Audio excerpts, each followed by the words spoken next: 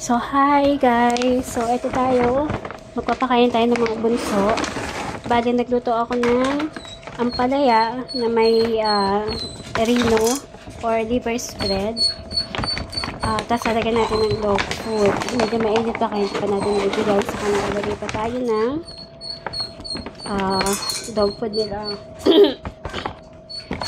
Sorry, sa boses ko medyo inubo. So, ayan.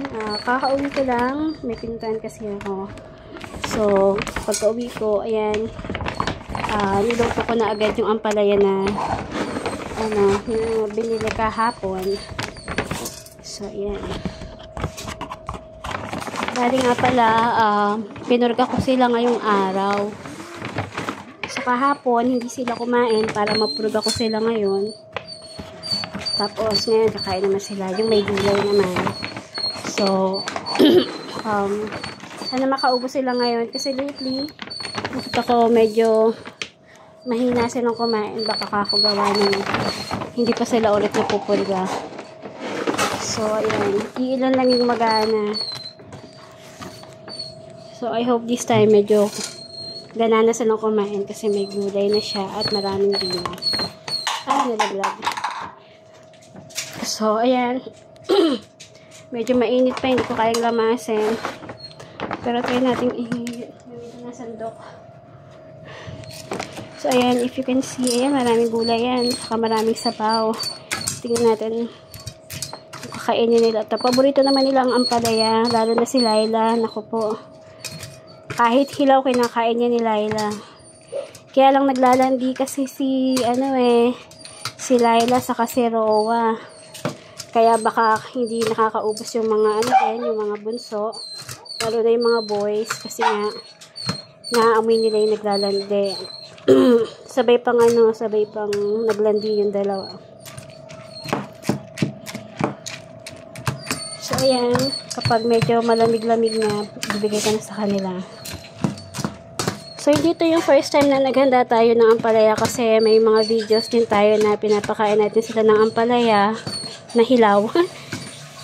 habang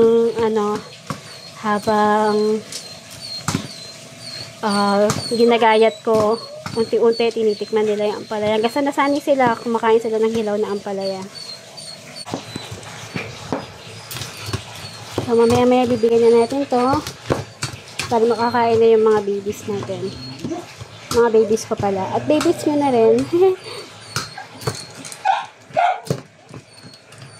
So, ayan. Kahit busy-busy tayo nitong mga nagdadaang araw, kailangan priority pa rin sila. Kasi kapag hindi ko sila pinriority, magkakasakit sila at dagdag yun sa gastos. So, kailangan unahin sila. So, ayan, nakakulong sila ngayon kasi nga, wala silang playtime kasi nga may mga naglalandi sa mga girls. Pero as soon as matapos naman yung